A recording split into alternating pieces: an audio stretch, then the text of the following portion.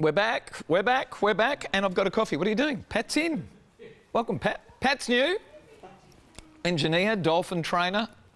We got talented people on this crew. We'll introduce you over the year to all the different crew. First letter tonight for the year. Well, she was delighted. It's his wife, which took me by surprise. And after a few false starts, we had a lovely, classy woman join us in the bedroom. Great letter to start the year. Second letter tonight. No, I've skipped it, have I? No, I haven't. He came out to me. It was a wonderful thing. I was happy for him. He didn't tell me it was a big secret not to say anything, so I just let everyone know. But it wasn't his to tell people. Yes, the shit hit the fan, as they say, and the last letter is my sister calls me a racist. Why? You have to stay tuning after the start, and we'll come back with our panellists who are already in, and Happy New Year, 18th season. Come and join us. See you in a minute. Got a problem, big or small, would a miracle be nice? Our motley crew is back, churning out advice. You might even laugh a bit in the following half hour. Park your backside on the couch, cause baby it's time for Sweet and Sour. Right here on Sweet and Sour. It's time for Sweet and Sour. I smack you on the head. Good evening, everyone. Welcome to Sweet and Sour. Lovely to have your company for our 18th season. Joining us tonight for episode 1 of season 18. First up, Bid. Welcome, sir. Thank you very much. And you've been playing a vampire. I have been playing a vampire. Are we allowed to ask which production you've been playing a vampire? Boondock Alley. Watch out for it. Ooh. 300-year-old vampire, so I didn't have to wear any makeup. It was wonderful. It was great. How's the dental work? Yeah, the lips healing. It's great. Terrific. Good to have you here. Thank you very much. Bid, for our first episode of the year. Yes. Ange, not only our first episode of the year, you're a first timer. I am. Welcome to the show. Thank you, and thanks for the vodka. You're not allowed to say that, it's a dry studio, right? Yeah, okay, Laurie, if you're watching, she's just joking. Welcome, terrific. We found you on the beach. Yes. I was just strolling along and came out, had a little dip and... We'll tell you more later on. Your mate's in tonight, you've got to look after her. I know. You know? Yep. Have you been painting? I'm doing a black Labrador at the moment in pastel. In pastel? Yes. Okay. It's life size. Are we going to see it? Well, it was supposed to be on tonight, but something happened. Something happened. Something always happens. Sweet and Sour. Daz, you're here. How's Green Family Homes? Yes, good, thanks, mate. Good, thanks. I'm going to look after my mate too. Why? Just so you can look after give her a load of shit.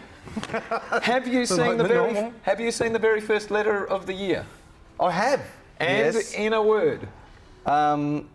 In a word, yes. I have seen the letter. All right, there we go. The answer is yes. Hi, Sweet and Sour comes to us from Morris of Subiaco, just down the road. Maurice. Maurice? Not Morris. Depends what school you went to. Hi, Sweet and Sour. I've been married for 12 years and it's been good. Happy, healthy and a loving relationship. You know how everything gets a little repetitious over time? Well, our sex life needed some invigoration. So I suggested to my wife that we go online and try introducing another person into our bedroom. Well, she was delighted, which took me by surprise, and after a few false starts, we had a very lovely and classy woman join us. After a couple of months, my wife suggested that we now invite a man into the bedroom because she felt that she wasn't getting the most out of the relationship. Now I have a problem. She invites him around when I'm not there. It's not so much a threesome anymore as it is me being left out of an exclusive twosome. Worse, she's developing a fixation on this man that we met through an adult dating site. Surprise, surprise. My wife has told me that she doesn't mind if I'm intimate on my own with our lady friend, but that doesn't work for me. What can I do now as I'm losing control of the situation and my wife? I know we can't go back to the same boring situation, but I have no idea where we will be in a year. Help, please. Daz, Pandora's box has been opened. Wonderful. Morris, look out. All I can say is it always starts online. Have you noticed that? And finishes up where? Well, that's back right. Online with footage. Look, Morris, I think that the clairvoyant in me, right, sensing things out there, I see that your sex life is going to take on the form of an animal. And not for you, my friend, but for the wife. She's going to consume 10 guys and you'll be invited to once out of those 10. That's probably what I see next year for Morris. No, I think he should go and have a lot more sex with the guy that she favours. Oh. I think that will produce a little bit of jealousy, bring the wife back in, you know, by hook or by crook, Morris. This, Alex? Listen, I used to date a guy called Maurice because it's Maurice. If it's Morris, it's Morris. Okay. And I know that. Okay, Anyway, so correct. we'll get back onto the story. Isn't it amazing how a man would Amazing. always want to have a little bit extra in the sex life? Amazing. And let's get a woman in there with us, because he wants to have sex with another woman as well as his wife. And it's always exciting because, and that's probably why the wife wasn't getting anything out of it, because he's probably concentrating more on another woman in the room. So as soon as a man comes into it, he's lost. It's a completely different story. So, and now she's bringing him into the bedroom when you're not there. That goes to show that he's probably better in sex than you are, or something else is lacking in that department. Who knows? But you started it, and so they say, you know, you made your bed, now you have to sleep in it. So sucked in. Don't you just love how we reassure the letter writers every time he's someone at fault. writes in with a problem? He started we the problem. Just allay their fears. Marriage is all about you make a commitment to someone, you make that commitment, you stick to it. You want to start having sex with other people, then break up. Don't be in a married, committed relationship. I find myself in a very rare position where I'm agreeing with you, and it seems as though this is just symptomatic of this consumer society where we just want to consume Instant more and more and more. gratification. Even in the bedroom. You're married. Yeah, marriage. The moment you open the door, you're not putting it back in the bag. The cat's out of the bag. The pussy, I suppose. We won't go there. Giddy. Never mind. Angie, Very unattractive. very unattractive man. I apologise. At the end of the day, I think that you've both learned from this, and They learned to like it. One of them did. She likes it. yes, but I think. I What think- am I trying to say? I think you want to go back to where you used to be. I think you'll find now, with just the two of you, you'll be content to Do reflect. you really? Yeah, I feel in You my think heart. that can go back? Yeah, I think The you'll- genie's out of the bottle and you want to put it back in. Yeah, no, it'll all work out. I think you both lost touch of your scruples and your respect for each other and respect for marriage. At the end of the day, I think you both truly love each other, and I think you need to just start clean, start a new chapter, go out, have a lovely romantic dinner together. Angie's very hopeful. And Angela, have you heard of Humpty Dumpty? Wow. I'm optimistic. Look, everybody makes errors. Bid? And I think, Do Yeah. you agree? Are you as hopeful as... I'm not as what, hopeful, no. Angela? Maurice, I reckon you needed an extra person in this marriage, like Donald Trump needs another mirror or Hillary needs a double bed. I cannot imagine in what parallel universe you imagine that this was going to be okay and that no one would be hurt. You didn't want a reinvigorated sex life, at least not with your wife. You wanted a bit on the side with her approval. Well, you got it. And so did she, and now she prefers the alternative, and guess what? Ouch.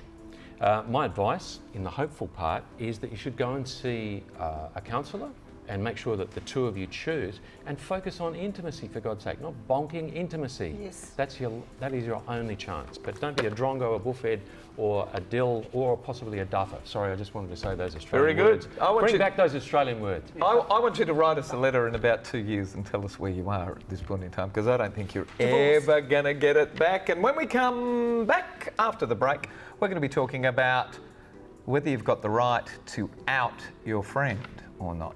More of Sweet and Sour after the break. Don't go away. Cheers. Depends. Depends? Yeah. Depends on what? I think It's a slip up.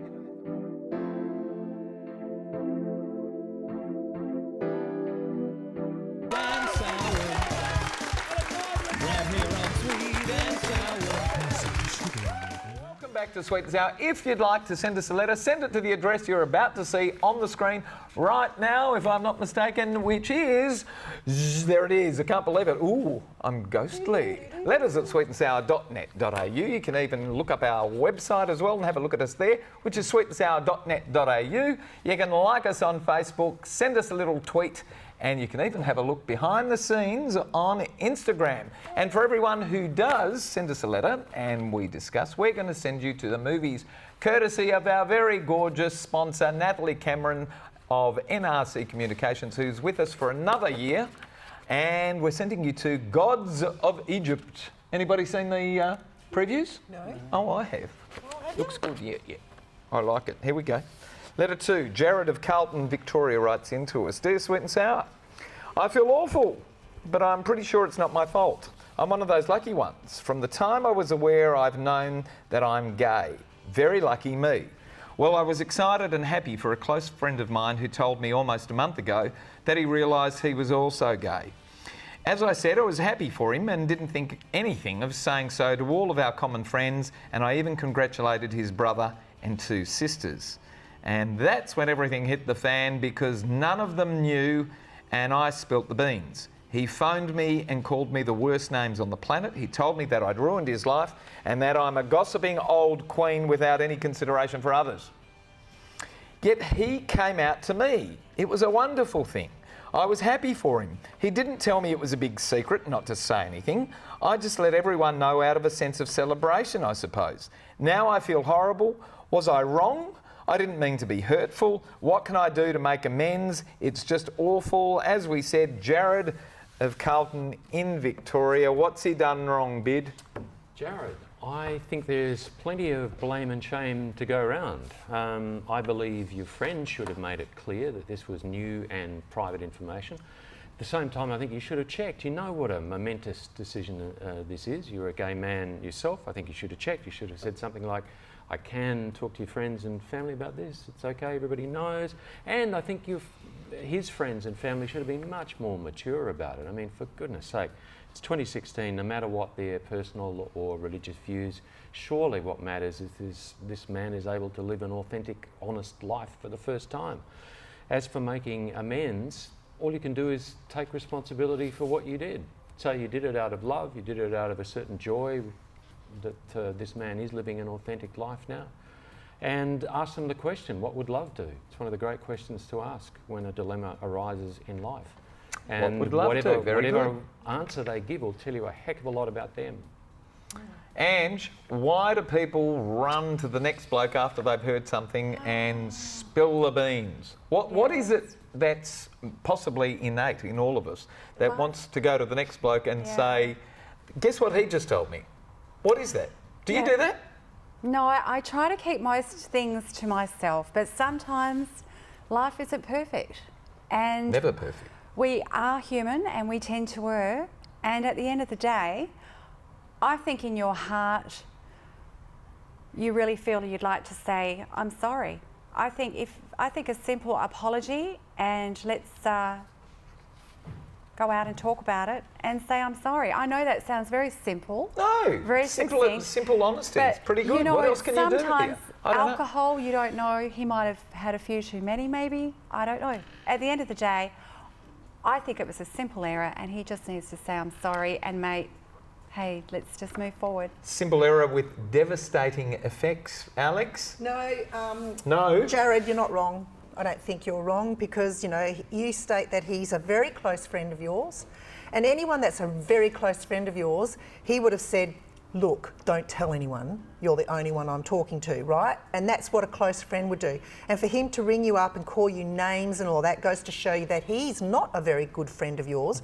Because He's been hurt though. so what? You don't ring up and someone and start abusing them. But you do. He's done it. No, but he was a close friend and he confided in him. He should have said, look, no one else knows, don't tell anyone. Because I don't think Jared would have gone, blah, blah, blah, blah, because he thought that everyone knew because his close friend told him. So don't feel, He's presumed. But just say, go, like Angela said, go say sorry. Just say, sorry, look, I love you. I thought that because we're so close, that you would have told your family. You should have told me, but, Where do you see the relationship between the two friends going Well, now? if he can't, look, he's outed now, so he's helped you, you've helped your friend come out, which is great because he was obviously stumbling there. And so you were the first step. Now, the second step, you made that step for him unknowingly, so therefore, I think it's the best thing that you've done. Suck grapes to the other guy.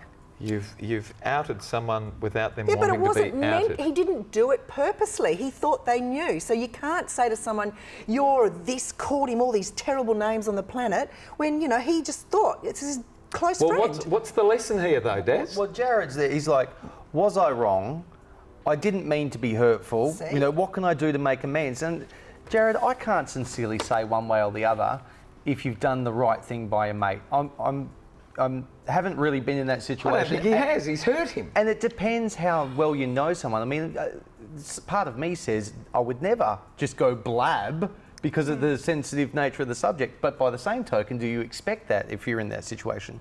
The clairvoyant in me, Mitch, honestly. Here's the clairvoyant again. Again, yeah. Next time you're I've got wearing an the earring theme. and a scarf when you come on. That's my new job. Look, I think that amends between the two of you can be made.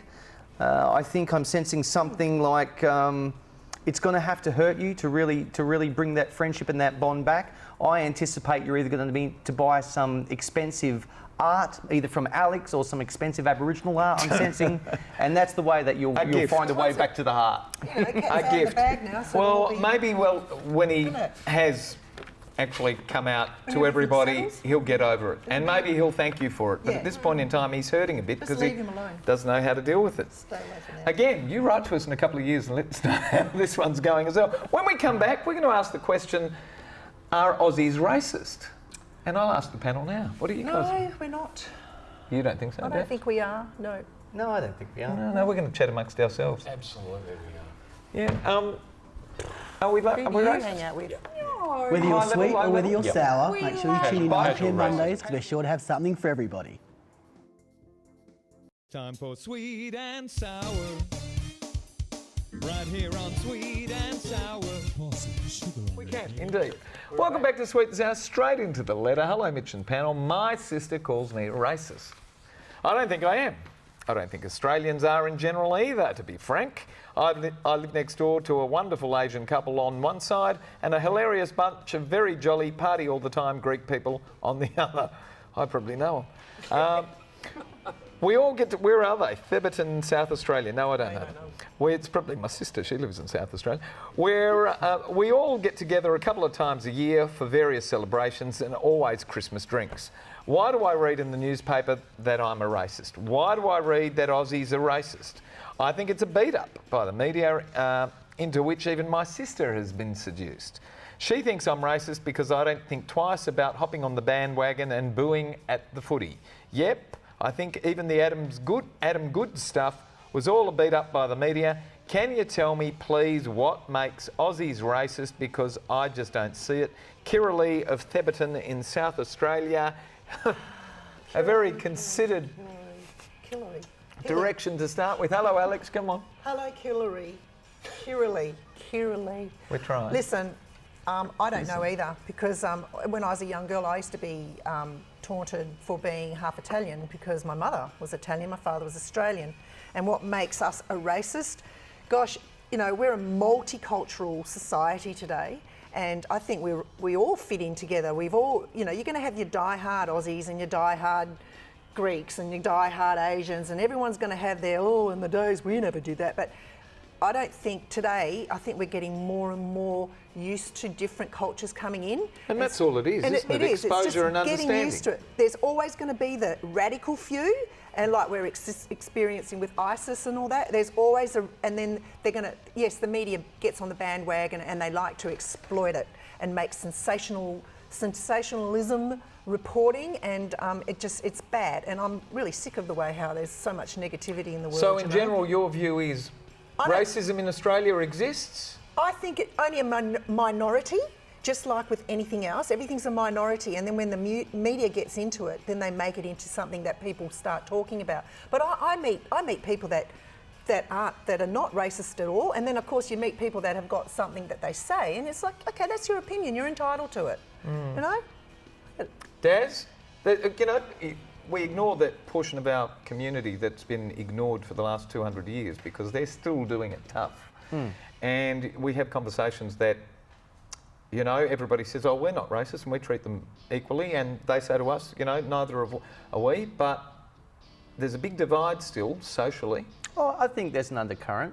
And I think that... It'll change and we're getting better. Getting better. Yeah, And until we actually have the same stats, same prison stats, same birth and death Yes, rates, that's and, ridiculous. you know, it probably won't be That's ridiculous, I know. gone. But I also want to say, loving a couple of races, you know what I mean? Like, just because he says, I love the Greeks and the Chinese, my neighbours, He's just been lucky to live there. He didn't do anything. you know what I mean? I know people that say that they love the Thai girls the most that changed their name to Sexy Man from whatever the name there was, you know? And that's, again, to be excluding of others or to favour one race more than the others.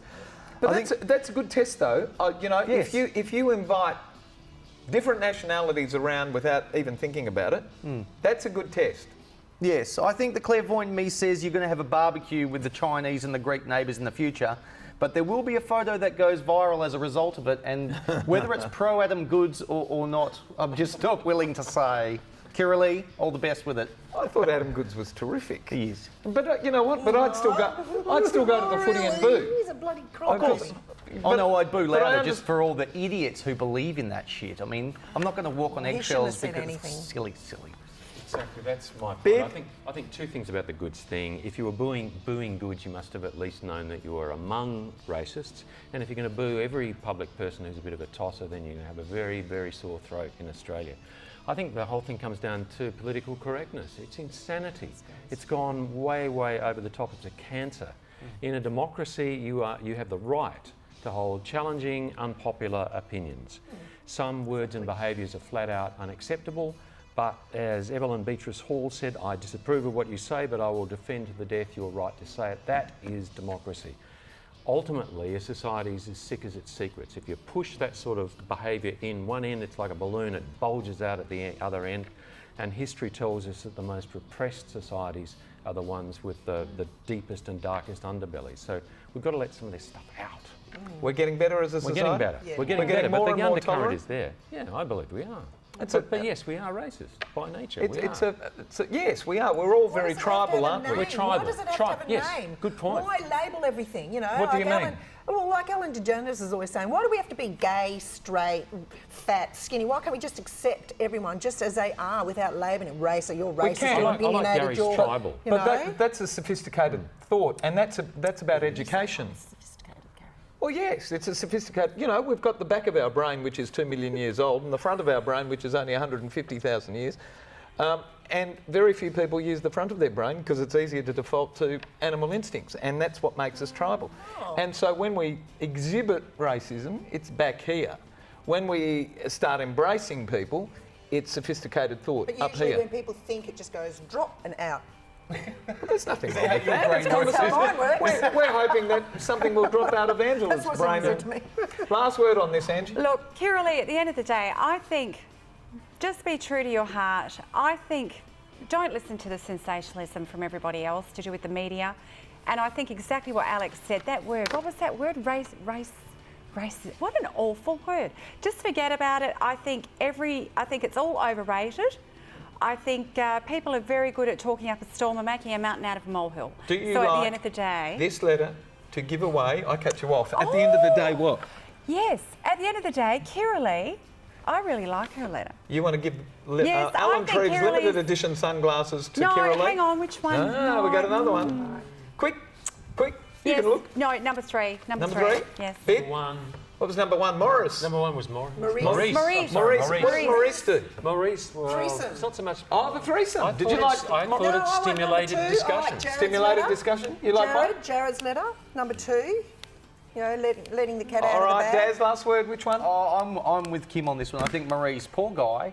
You know, it's like putting on a Turncoat. taking off sunglasses that he can never put back on. Two for Maurice, that's it. We got a split decision coming out to Maurice of Subiaco. We love it. Good on we you, say it on Chief. postage. Yeah, Maurice, terrific. he lives in Subiaco. We've got to go.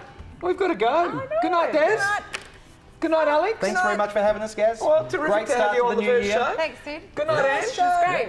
Thank you. Thanks Enjoy for your having first me. show? Yes, it was good fun. It was easier than I thought. We'll have you back soon too. Bid. Good Thank luck. you. Any more Yeah. vampire roles coming up? No. No. Just started to heal. Thanks for having us at home tonight.